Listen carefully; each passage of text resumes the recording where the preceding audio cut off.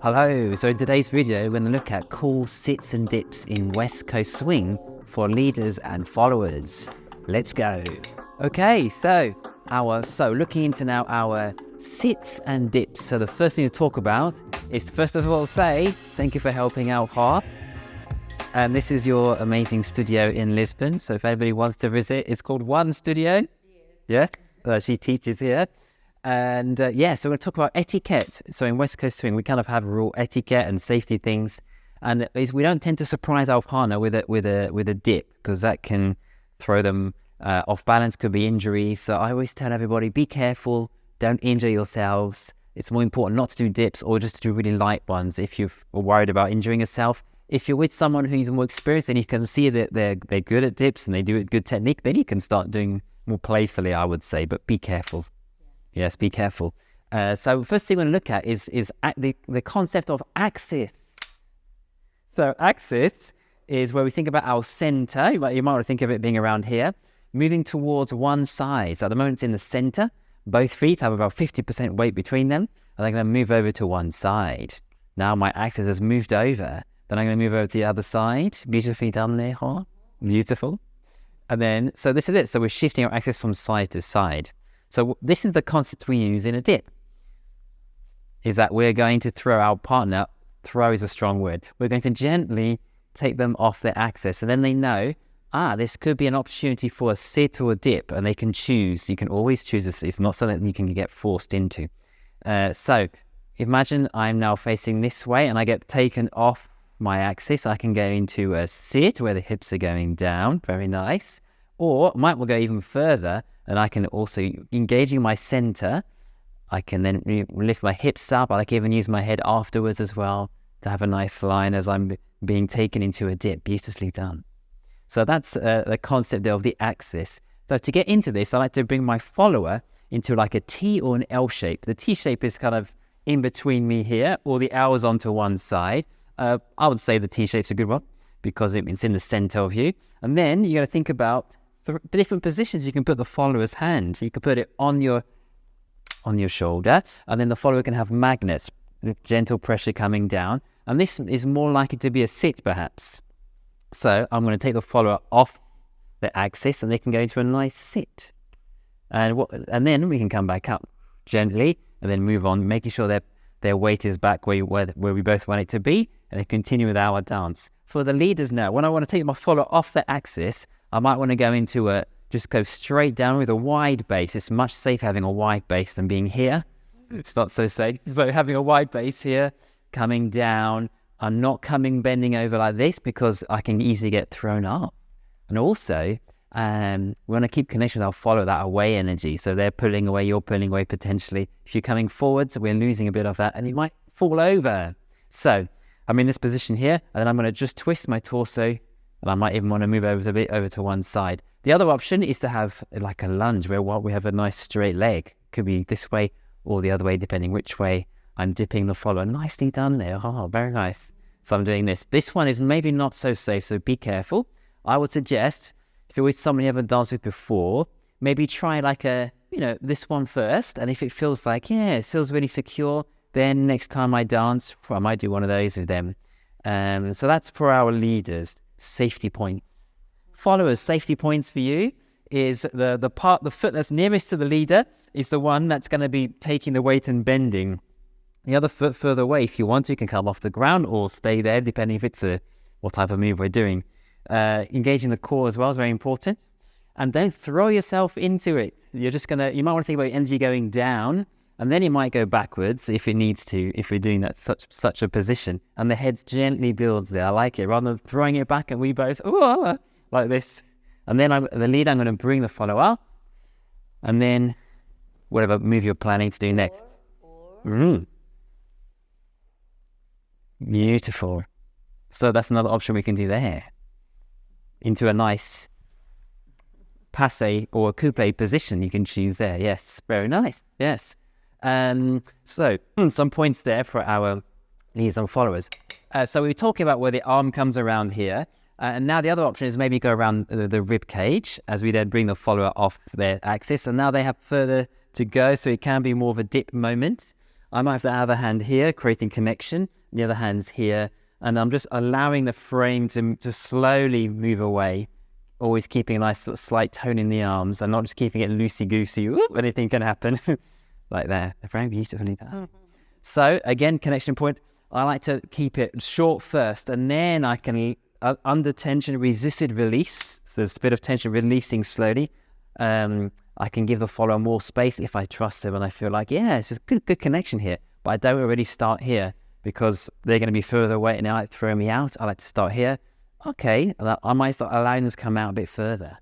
The other option now is to bring the hand around the waist. That gives us even further to go. So I might put a hand around here and then the hand on the back, creating a connection, and then bring the follower there. Nice. So then I come back up, push off that foot here to bring the follower back up. Make sure they're stable before I plan my next move. Very nice. So, and now you might be asking yourself, how am I going to get into this position, into the T-shape? So we're going to go through some simple ways to go into it. I would say a left side pass with an inside roll is a really nice way to go into it. So what we're doing here is, well, we all know this pattern. We're going to go into 1 and a 2, bring it up. And now I choose here. We're in that position. Make sure I've got a wide base. And then, I'll bring it to the waist. I'm also going to go for the lunge with a straight leg. And then bring the follower down, push up, bring them back up. And then we can have options how to exit. I might put them back to a closed position, or I might bring them down the slots. You can choose whatever you want to do to your heart's content there. So that's the left side pass and inside roll. We'll show you a little bit faster. So with the sugar push as well, we're going to go and a 1 and a 2, 3 and a 4, 5 and a 6 into our left side pass. Inside roll into that dip. Come up.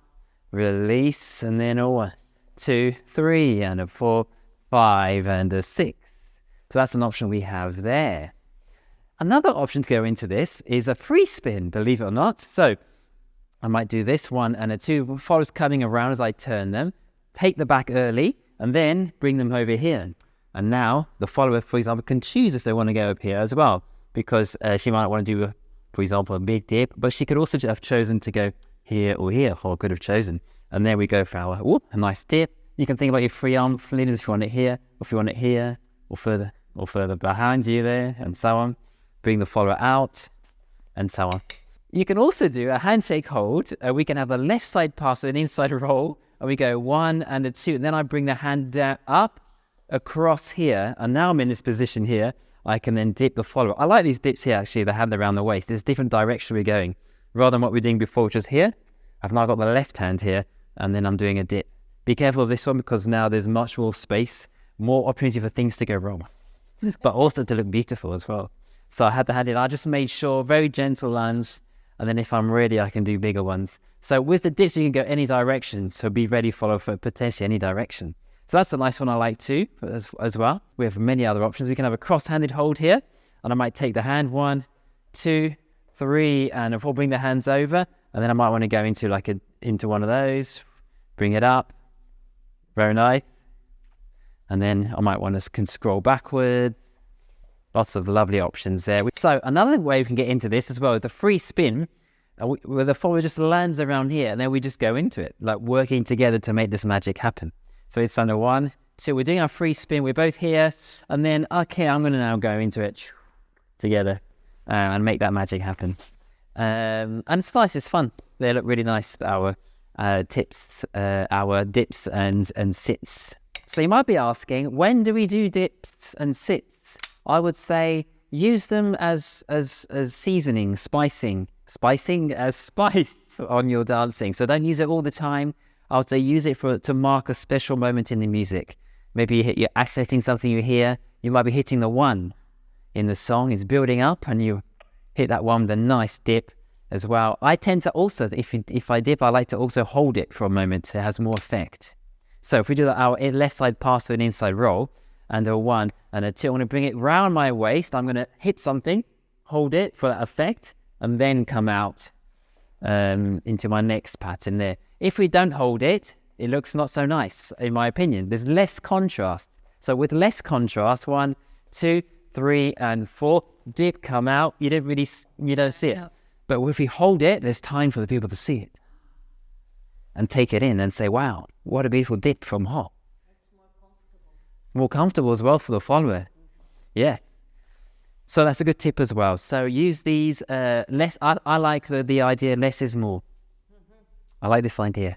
And I have below in the description some other videos on sits and dips by other YouTubers that you might be interested in checking out as well, which also help to inspire this video. And in case you don't know, I offer one-to-one coaching that can be online, where I watch your videos and I can pause them, walk them through with you in slow motion, give you tips and coaching in your West Coast Swing journey to help you move forward and to continue improving. I can also watch you dance in person, whether it's by yourself or with somebody else. So if you're interested, do contact me, and the description will have more details. And I love helping people. I love West Coast Swing. And also I have a tip jar available. So if you want to give to my tip jar, that'll be greatly appreciated. And I have more information in the description below. So I hope those tips were helpful for you, and do comment below with which ones you found most helpful, and if you have any of your own ones as well. And I'd love to invite you to subscribe to this channel by clicking on the subscribe button below and on that bell icon, and that will help you to get notified when videos are available. Do check out these next videos here, and they'll give you more tips on how to move your West Coast Swing forward. And in case you don't know who I am, my name's Felipe de Barros. I'm a West Coast Swing and a solo dance teacher. I love West Coast Swing. I've been dancing it for many years, and I do solo dance as well, with influences in styles like ballet and dancehall and house, commercial dance, hip hop, and more. And don't forget to enjoy your West Coast Swing and to let your unique style shine.